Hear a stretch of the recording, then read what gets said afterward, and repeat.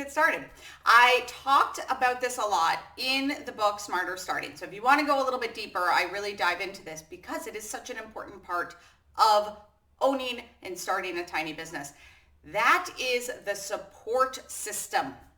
What do I mean by that? I mean that when you are going along in life, when you're a little kid, you have your parents, maybe your siblings, you have your extended family that becomes important as you get, beyond infant stage. You have the friends of your parents, and then later the friends of you, and then your teachers and your coaches in sports and the people that surround you. And as you get older, this circle continues to grow and evolve depending on where you are in your life, right? And a lot of it is unconditional. For example, your parents or your siblings in some cases. And of course, as you decide to, or if you choose to have a partner in life, that partner usually unconditionally supports you, except for in one area. That is when you own a tiny business. Now, they start off very excited for you, right? They're really, for the most part, excited sometimes.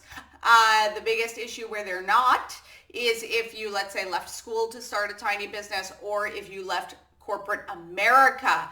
That seems to be very triggering for many people. Maybe it's because they equate that with a lot of security and a lot of benefits to you financially, which we all know is not the case. It can be just as crazy, and you can lose that job just as fast as you could lose a tiny business. So it's not necessarily justified, but often that happens. So I want to talk about a little bit of what you can do to ensure that you have a support system, because the reality is your loved ones, your parents, your partner, maybe your siblings, maybe your friends, depending on who the people are in your current or your previous support system, they want you to be happy. They want you to be secure. They want to know that you're financially stable, right?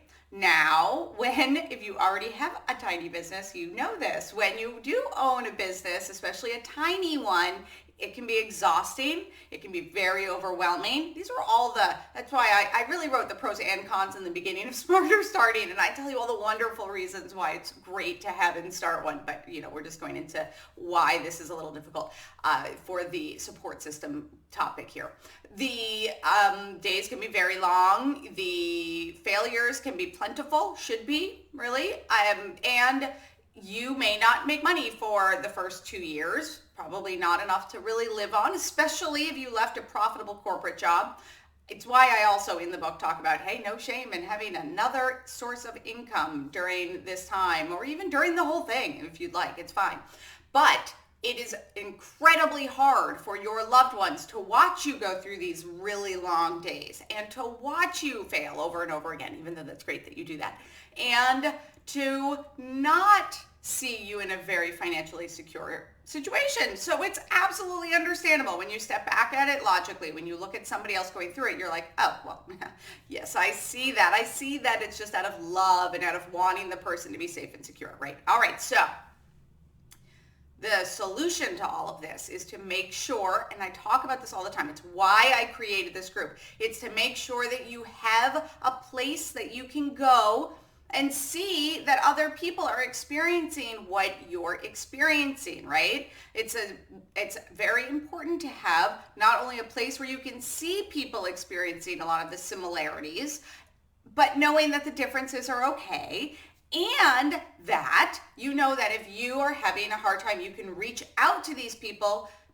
This group especially, the Doers, Shakers, Makers Facebook group, is very good because you have the know, like, and trust if you're engaging in conversation, and you can form relationships with people. Now, what the reality is that you need to have some people in your life that understand where you're going to be your cheerleaders, right? So you may need to make sure that very important for you to be networking for many reasons, but this is the most important reason for you to network at least a little bit, is so that you can meet people that are doing something similar to this or understand what you're doing so they can be the people you go to when you need a little bit of that cheerleader session, right? That they can be the people that are like, oh, I so get what you're going through, keep going. I mean, there are people like I do this for clients, but my work is not to meet with you every single week for your life. You should have these people that you're not paying as your support system, as friends. Like, get a few friends.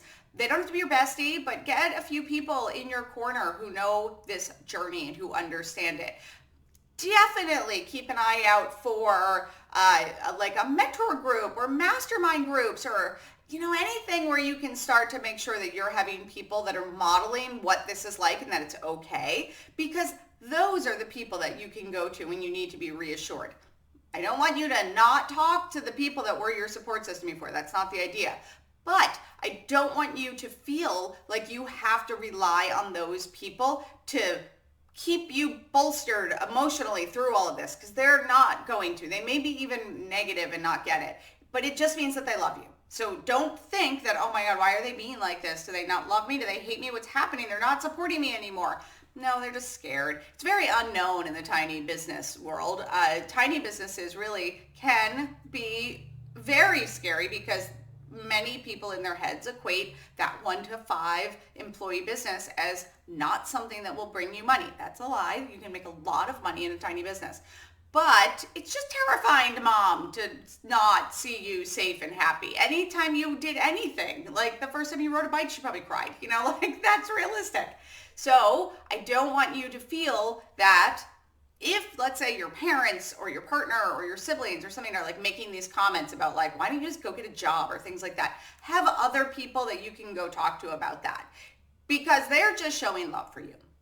And on the flip side of that, also reframe in your head, they're showing love to me. Okay, they're not doing this because they don't care or whatever. And then just don't talk to them about your business stuff very often, especially if they're not understanding it and are just going to be negative. Bring up other subjects, bring up why you don't have kids yet or aren't married. That will change the subject. But in general, so important to create a peer group, to have the friends, to have maybe a mentor or 3 or whatever, even by listening to podcasts of people that can be your mentor virtually. You don't have to meet them in person, reading books by people, but getting into that space. And hey, I'm going to shamelessly plug it again. The book Smarter Starting, look, I'll even show it to you. But the book Smarter Starting is very much covering things like this as well, because it's so much part of the business. There are plenty of people out there that will give you the encouragement. I'm one. The group is Doers, Shakers, Makers is another. Like, we love to support anybody that's doing things. There are plenty of places to go. So just push aside the weird comments mom keeps giving you and don't bring up the business. She will, but just change the subject. Say, it's going great. Thanks, mom. And then she'll be happy. You'll be happy that she doesn't give you a hard time. Not getting on moms here. Just moms tend to have the most love, Moms really get into that like, oh my God, I just need to make sure that you're okay. I made you. But remember all of that and have a fantastic week. I'm Sierra Bailey coming at you with another video to help you navigate having your tiny business.